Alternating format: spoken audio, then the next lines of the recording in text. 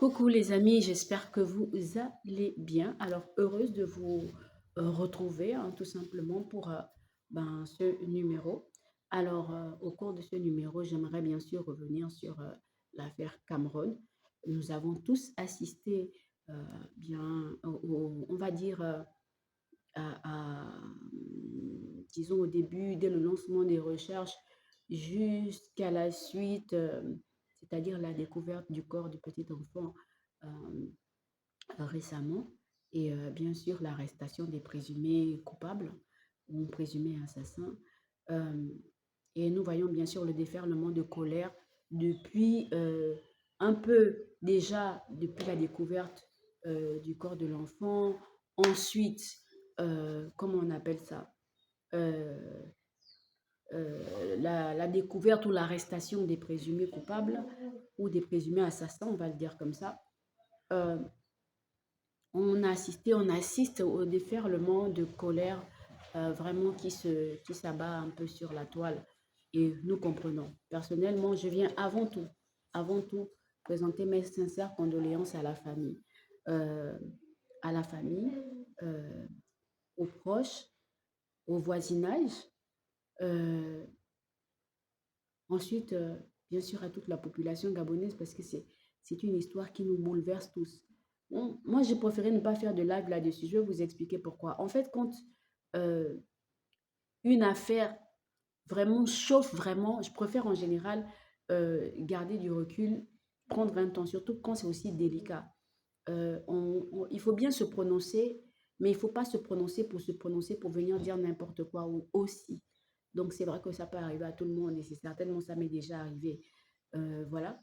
Mais après, il faut aussi savoir garder mesure quand on se rend compte que, bon, là, peut-être ça, il y a des risques de dérapage. Il vaut mieux, voilà, faire attention. Et je suis plutôt dans un mood où je me dis, c'est tellement délicat. Il s'agit du départ d'un enfant.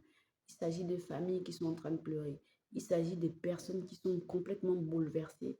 Il s'agit de la population qui est complètement euh, révoltée. Donc, ce n'est pas des choses à prendre à la légère. Je n'ai pas toutes les bonnes informations qui peuvent me permettre de bien me prononcer. Alors, j'essaie de rester calme. J'essaie de comprendre la douleur, de partager la douleur, de venir présenter les condoléances et prier Dieu que les coupables soient trouvés. Mais je parle des vrais coupables, que les vrais coupables soient trouvés, que ça serve de leçon, afin qu'on se dise que on ne peut pas vivre en toute impunité dans un pays et se permettre de faire des choses comme ça.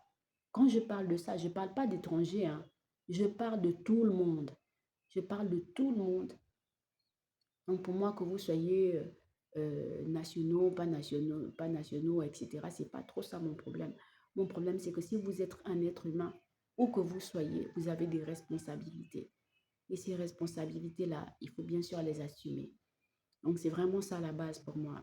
Et c'est également euh, d'appeler à la prière, parce que je pense qu'il n'y a que ça qui pourra permettre que finalement le fin mot de l'histoire sorte en fait. Vous voyez. Euh, je pense que c'est vraiment ça.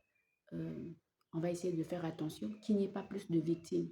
C'est-à-dire qu'il ne faut pas courir le risque euh, d'aller précipitamment, parce que nous avons eu une information, euh, d'aller précipitamment faire justice soi-même.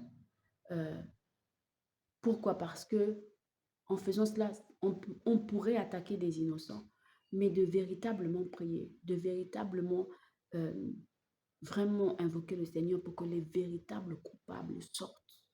Mais pour que les vrais sortent, les véritables, qu'ils sortent. C'est-à-dire qu'on parte de la souche, du départ, jusqu'à l'exécutant, le dernier exécutant. Que tous soient exposés. Pour que ceux qui ont l'habitude de faire de telles pratiques, pour que ceux qui pensent qu'ils peuvent vivre impunément, ils peuvent faire impunément dans une nation, pour que ceux-là comprennent qu'il y a un temps pour toutes choses. Vous voyez, même dans la loi de Dieu, il y a un temps pour toutes choses. Il y a un temps pour rire, il y a un temps pour pleurer, il y a un temps pour méditer, il y a un temps pour tout. Et il y a un temps de la justice de Dieu. Il ne faut pas croire que Dieu est celui qui, oui, fait lever son soleil sur les bons et sur les méchants, mais son soleil, quand même, mais sa justice, quand même, ça bat sur tout le monde. Et chacun est rétribué à la mesure des actes qu'il a posés. Ça, il faut le savoir aussi. Et donc, franchement, personnellement, euh, ce qui m'intéresse, c'est que les véritables coupables soient arrêtés, qu'ils soient exposés, qu'ils soient exposés. C'est-à-dire que même au moment où ils ne s'entendront pas, ils vont faire cette erreur-là qui va les exposer. Vous comprenez? Et ça va servir de leçon. On a quand même respiré de 2013, si je me souviens bien, jusqu'à quoi? 2025? Oui, oui, 2025, bien sûr. Ou 2024. On a quand même respiré. Ça allait. Mais là, 2025, les crimes, c'est... Non, et surtout cette fin d'année, c'est devenu qu'est-ce qui se passe? Qu'est-ce qui ne va pas? Les enlèvements. Qu'est-ce qu'il y a? Qu'est-ce qui se passe? On a respiré plus d'une dizaine d'années. Parce qu'à un moment donné, on a tapé du poing sur la table et ça s'est calmé. Mais là, qu'est-ce qui se passe? Non, il faut qu'il y ait une réaction. Et franchement, il faut qu'il y ait une justice divine là-dessus. On ne blague pas avec ça. Il faut qu'il y ait une justice divine qui s'abatte. Il faut que la justice divine s'abatte de telle sorte que, et les souffrances et les cris de cet enfant, tout ça là, il faut que ça se répercute quelque part. Il faut que ça se répercute de telle manière que ceux qui vont voir, qui font les mêmes choses, vont se dire, oh, ah, mais là, je crois on a compris la leçon. Il vaut mieux éviter ça. Il vaut mieux arrêter ça. Franchement, ceux qui se sont dit que c'est l'ère de l'occultisme qui revient, vous vous êtes trompés, hein. Vous vous êtes trompés. Vraiment, disons-le nous, vous vous êtes trompés parce que l'occultisme ne reviendra pas. Ne vous l'aurez pas. La justice divine est en train de s'installer. Elle va chicoter tout le monde qui se mettra à vouloir impunément faire du mal comme ça. Et surtout aux enfants. Et vous avez mal choisi votre cible, les amis. Donc c'est là que vous allez savoir. C'est là que vous allez savoir que la colère de Dieu existe. Parce qu'il y a un temps pour toutes choses. Vous avez eu l'impression que bon, Dieu est là, il ne dit rien et tout. Non, Dieu dit et il fait. Et il va faire. Et s'il est resté calme jusqu'ici, c'est parce qu'il n'y a pas des gens pour l'invoquer, pour lui demander de descendre dans sa colère. Ne vous inquiétez pas. Là, maintenant, là, tout le monde descend.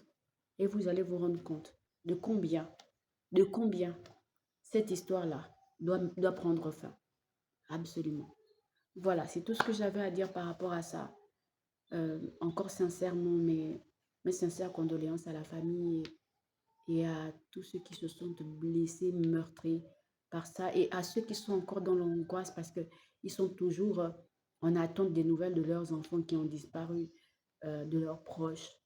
Vraiment, que Dieu se souvienne de nous et que Dieu se souvienne de nous. Encore une fois, sincères condoléances à nous tous et surtout à la famille cruellement éprouvée. Que Dieu se souvienne de nous, que Dieu console les cœurs, que Dieu apaise nos cœurs, et que Dieu nous enseigne à davantage comprendre que on ne peut pas impunément blesser les autres comme ça, faire du mal aux autres. Voilà.